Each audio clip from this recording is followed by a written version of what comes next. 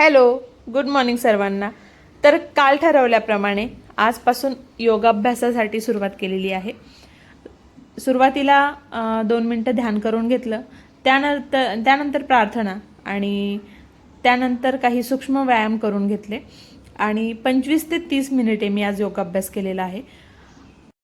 सुरुवातीला थोड्याशा कमी वेळेनेच यावेळेस सुरुवात करते, कारण एकदम 1 तास एक्सरसाइज केली की दुसऱ्या दिवशी अंग दुखतं आणि तिसऱ्या दिवशी योगाच होत नाही.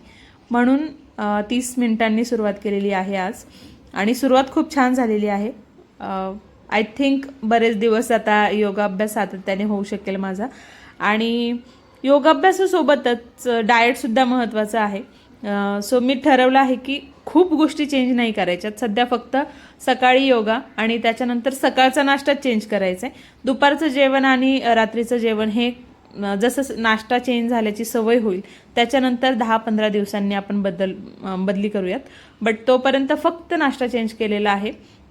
योगाभ्यास पूर्ण झाला आणि त्यानंतर छान शवासन केलं होतं 5 मिनिटे आणि फ्रेशन अप होऊन मस्तपैकी छान वातावरण झालेलं होतं बाहेर, बघू शकता. आणि मग काय नाही, मोड आलेली मटकी आहे ज्याला आपण स्प्राउट्स म्हणतो, छानपैकी वाटीभर स्प्राउट्स घेतलेले आहेत आणि याच्यानंतर 1 कप चहासुद्धा पिला होता.